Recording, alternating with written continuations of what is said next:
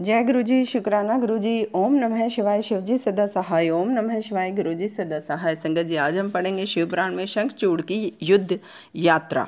शिव जी के दूत पुष्पदत्त के चले जाने पर शंखचूड़ ने अपनी पत्नी तुलसी के पास जाकर कहा, मैं कल प्रातःकाल शिव जी से युद्ध करने जाऊंगा। रात में उसने अपनी पत्नी से अनेक बातें की। दोनों क्रीड़ा करते हुए सुख के सागर में गोते खाने लगे। प्रातःकाल उठकर शंखचूड़ ने राज्य का भार अपने पुत्र को सौंप दिया और पत्नी तुलसी की देखभाल का जिम्मा भी पुत्र को देकर रोती हुई पत्नी को समझा बुझाकर सेनापति को बुलाया। सेनापति ने सेना को तैयार किया। थोड़े समय में ही उसके 2 मुर्द वीर तैयार हो गए। उसके साथ 3 लाख अश्वरोहिणी सेना थी। उसने भी पुष्प भद्रा नदी के तट पर वट वृक्ष के नीचे डेरा डाला। वहां से उसने शिवजी की सेना का अवलोकन किया। शंखचूड़ ने शिवजी के पास अपना दूत भेजकर सूचित किया कि मैं युद्ध के लिए आ गया हूँ। शिवजी ने दूत से कहा, तुम जाकर अपने स्वामी से कहो कि देवताओं से वैर त्याग कर उनसे संधि करने में ही भलाई है। प्राणियों का विरोध बहुत बुरा होता है।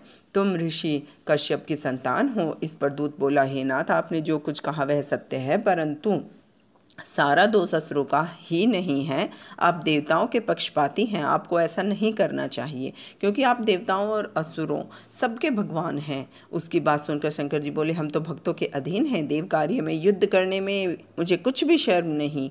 दूत शंखचूड़ के पास वापस चले गया। दूत ने शिवजी की सभी बातें शंखचूड़ को बताई। शंखचूड़ ने युद्ध करना ही उचित समझा। उसने अपनी सेना को युद्ध के करने की आज्ञा दी। इधर शिवजी ने भी युद्ध करने की आज्ञा प्रदान की। भगवान शंकर भी तैयार हो गए। तरह तरह के रणबाद बजने लगे। दोनों पक्षों के वीर भयानक मारकाट करने लगे। महेंद्र का वर्ष परवा के साथ युद्ध होने लगा। विष्णु का दंभ के साथ युद्ध होने लगा। कालका का कालासुर के साथ युद्ध हुआ। गोकर्ण का हुतासन के साथ युद्ध हुआ। कुबेर का काल्य के साथ युद्ध हुआ और विश्वकर्मा का मल्ला के साथ युद्ध हुआ। भयंकर से मृत्यु और संहार से यम, कामलिक के साथ वरुण युद्ध करने लगे। अभी तक पुत्रों सहित भगवान शंकर वृक्ष मूल में बैठे रहे। सारी पृथ्वी कटे हुए वीरों और वाहनों से पट गई। जय गुरु जी, शुक्राना गुरु जी। ओम नमः शिवाय, शिव जी सदा सहाय। ओम नमः शिवाय, गुरु जी सदा सहाय।